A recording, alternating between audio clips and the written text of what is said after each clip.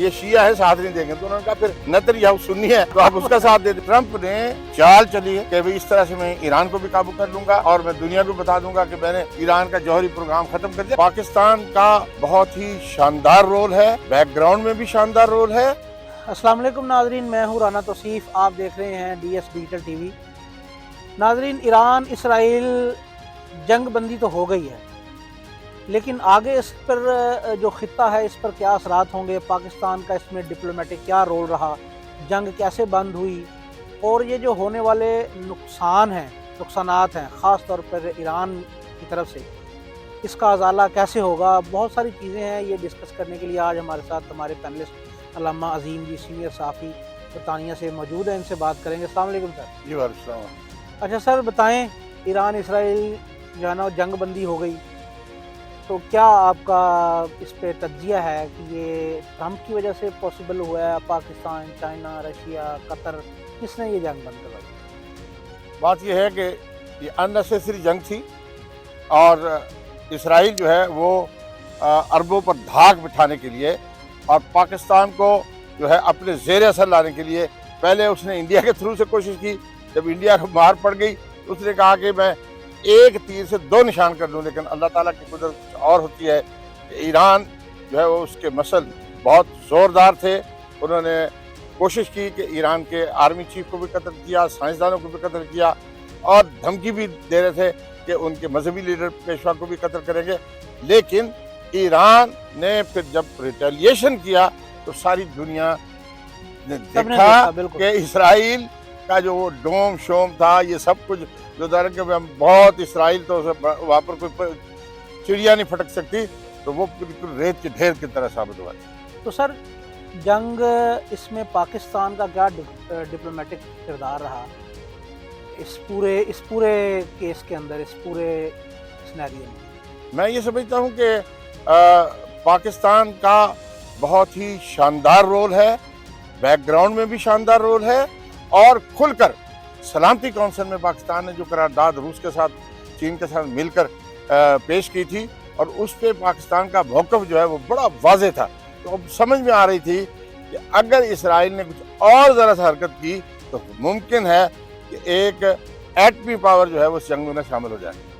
لیکن سر، آپ سمجھتے نہیں ہیں کہ جب امریکہ نے ان کی جوہری تنصیبات پہ اٹیک کیا ہے ایران کی، تو اس کے بعد جو وزیر خارجہ تھے ایران کے وہ روس پہنچے ہیں، ٹھیک ہے، ایک دوسرے سے تبادلہ خیال بھی ہوا، باہر جو خبریں میڈیا میں آئیں وہ تو آئیں، لیکن جو انڈور، جو بند کمرے میں جو بات ہوئی ہے، کیا آپ نہیں سمجھتے کہ امریکہ پہ پریشر آیا تھا کہ کہیں رشیا اور چائنا یا دوسرے ممالک سے ان کو اٹامک وار ٹرانسفر نہ کر دیے جائیں اسرائیل کو پہ داغنے کے لیے؟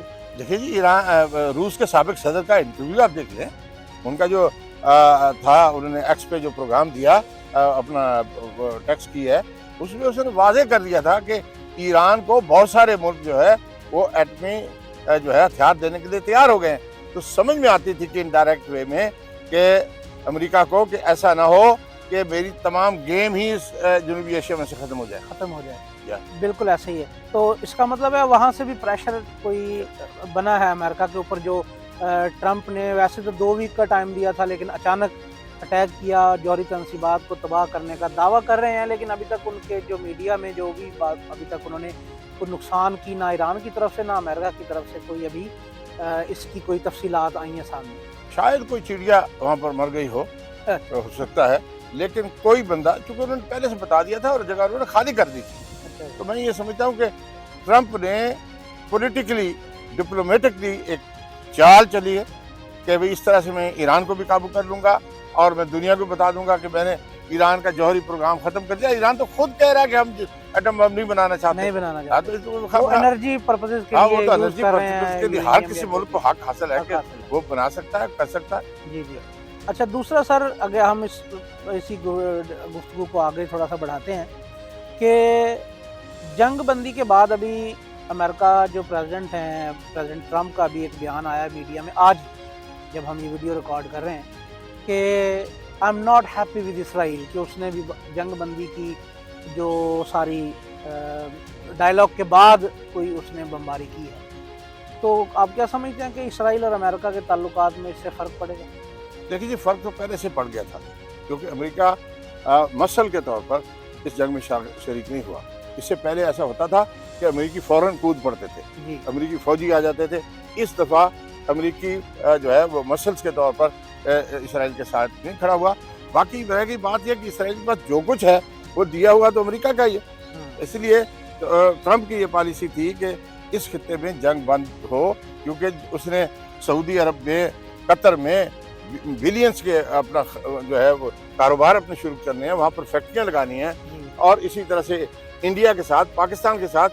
تو وہ اس خطے میں اگر جنگ ہو جائے یا انریسٹ ہو جائے تو امریکہ کو فائدہ نہیں ہو سکتا۔ اس لیے اس نے دا گریٹ امریکہ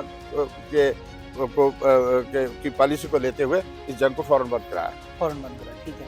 اچھا سر، دوسرا ایک اور چیز بتائیں کہ جنگ بندی کے بعد ابھی اس کے خطے پہ اثرات کیا ہوں گے؟ یہ جو سارا یہ جنگ چھڑی تھی ایران اسرائیل کی، اس سے پہلے پاکستان کا بھی انڈیا کے ساتھ کانفلکٹ ہوا، لیکن یہ تھوڑا سا لارج سکیل تھا۔ تو اس کے خطے پہ کیا اثرات ہوں گے، اسپیشلی ہمارے جو مشرق وسطیٰ میں؟ مشرق وسطیٰ میں اس کے تو بہت بڑے اثرات ہوں گے کہ اسرائیل اس سے پہلے ایک ہوا بنا ہوا تھا کہ خوف کا عالم تھا کہ اسرائیل کی طرف کوئی نہ دیکھے۔ اب تھوڑی ہوا کی بھی نکل گئی ہے، اور اس طرح سے اسلامی ملک جو ہے ان تھوڑا سا دلیر ہوں گے، وہ اپنے ملکوں میں انویسٹمنٹ کریں گے جو پیسہ انہوں نے باہر پھینکا ہوا ہے۔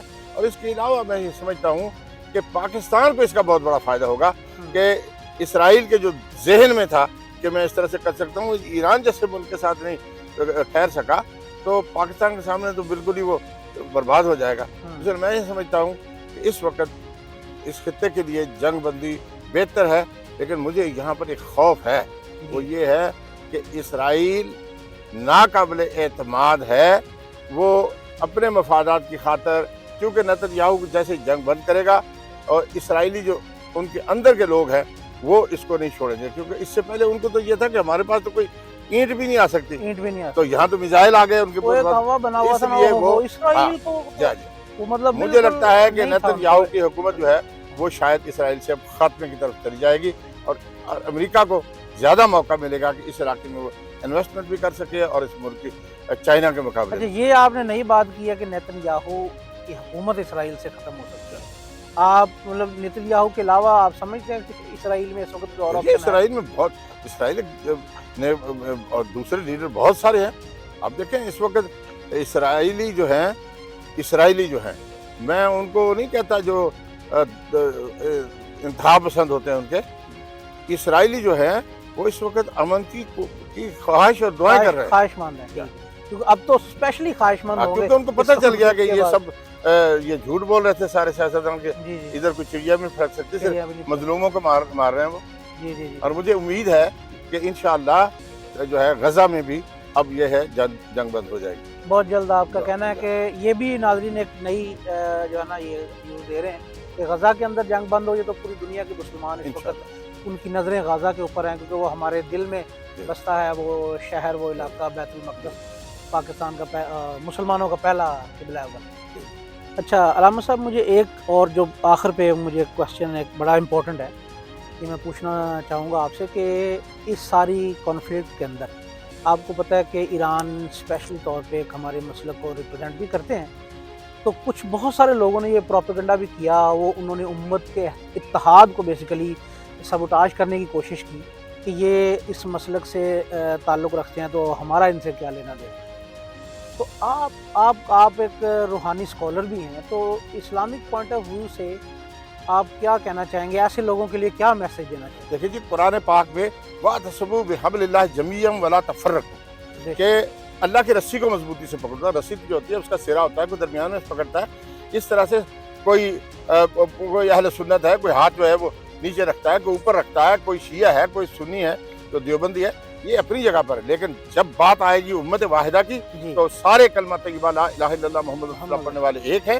ہم یہ سمجھتے ہیں کہ خامنائی جو ہے انہوں نے بھی باقاعدہ طور پر کہا کہ ہم امت واحدہ ہیں، اور میں نہیں سمجھتا کہ اس میں کوئی شیعہ سنی کی بات تھی۔